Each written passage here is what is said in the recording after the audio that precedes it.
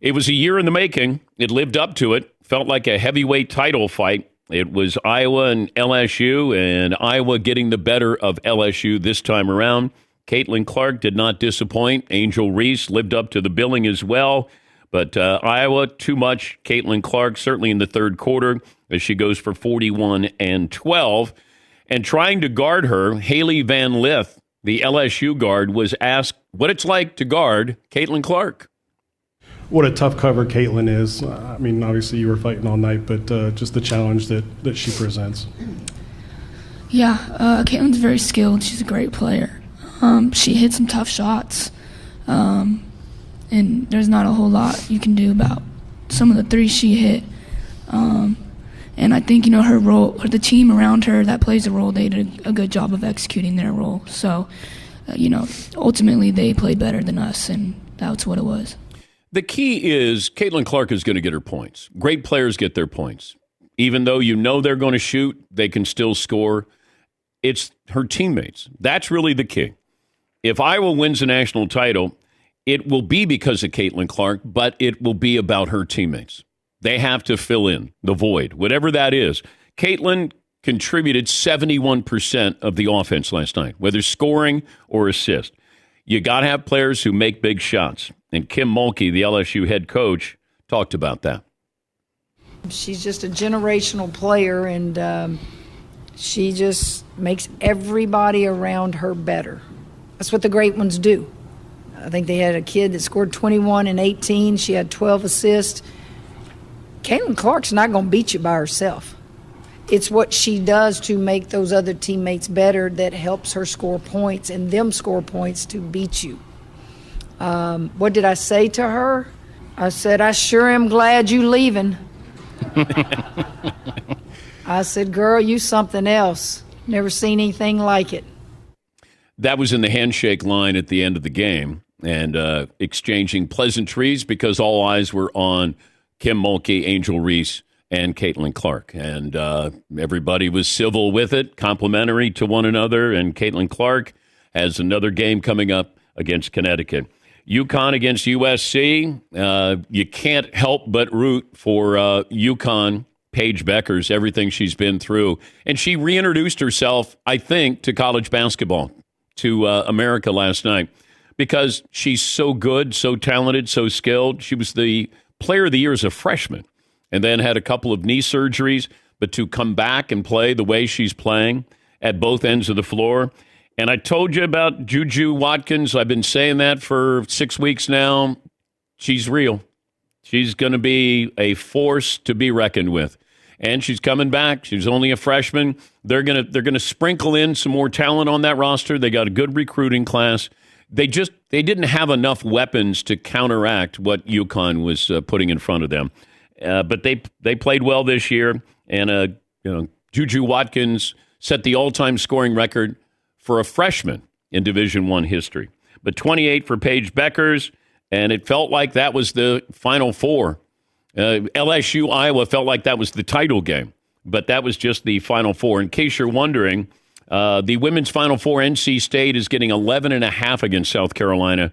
Connecticut is getting 2.5 against Iowa. That's according to DraftKings. And South Carolina is the favorite to win the national title, followed by Iowa.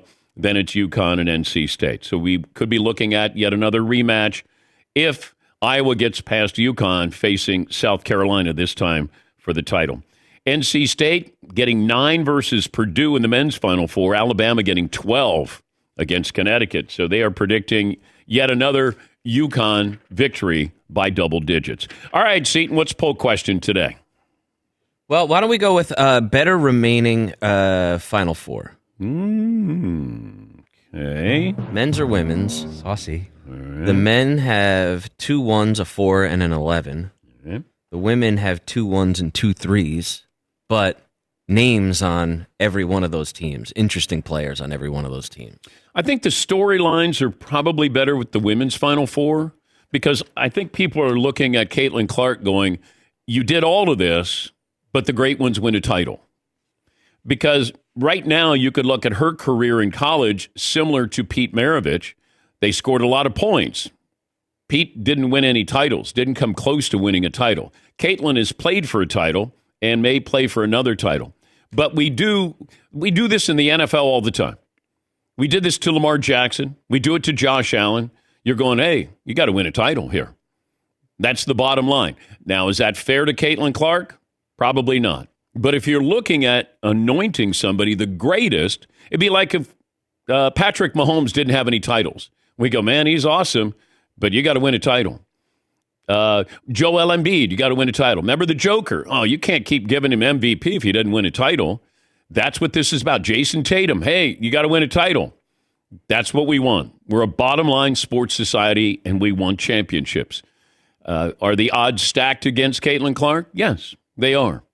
But it feels like people are waiting to see if she's going to win a title. If South Carolina is going to go undefeated, could Gino Auriemma somehow pull off another surprise and win a national title? The other national titles weren't surprises. This would be. Yes, Eden. I just like, too, that you had Iowa play LSU, which is obviously a great rematch, but now you have Iowa-UConn where Caitlin Clark's natural rival should have been Paige Beckers. Yeah. They're from the same class. They, one was a higher recruit than the other. They, their careers should have sort of mirrored each other this whole time if it wasn't for injury. Well, and you wonder, and this is what happens with great coaches. People asked Roy Williams and Mike Krzyzewski, hey, you didn't recruit Steph Curry? And they're like, no, we had other players that we had. And Gino, did you recruit Caitlin Clark? No, we had Paige Beckers. That's how she ended up at Iowa, because I think it was Iowa State, Iowa, Notre Dame, maybe one other school interested in Caitlin Clark. But, she is a generational talent. She's changed the game, much like Steph Curry has. Nobody played that way. Now you're going to get... I feel bad for you dads out there who have daughters that all of a sudden they're going to be jacking from the logo. Yeah. And you're going to go, no, wait, come on. Caitlin Clark does it, Dad. No, you're not jacking it from, three-point land. But the number of moms or dads and their daughters at the game, prior to the game, Paulie was there. You got to see them just watching her shoot threes all by herself on the floor. Thousands of parents and their kids were there with their Caitlin Clark gear on. And you look at somebody who's 7 or 8 or 9 or 10 and what this is going to do for them in wanting to play. It was a great night for women's college basketball. Great night for college basketball. It was a great night for sports last night because you want great players to be great. Juju Watkins, I forget, I think it might have been Dame Lillard who said, she's Carmelo Anthony. That's just awesome. Get her the ball. Buckets. Paige Beckers, unbelievably athletic. Then you have Caitlin Clark, Angel Reese, grabbing 20 rebounds, rolled her ankle in the first half. It was back and forth. It was fun. It was athletic. It's up-tempo. They're scoring in the 90s. It's awesome to watch. And I hope that they continue to build upon that. I just hope the WNBA knows how to build upon that, because that's really the key. But Juju Watkins, we could be, on this day and 3 years from now saying she's the all-time leading scorer in women's college basketball. She's that talented. And I know it sounds crazy to even think that. She scores in a different way than Caitlin Clark does. Caitlin is flamboyant. She's fabulous. Her passing, to me, rivals her shooting. And that's saying a whole lot.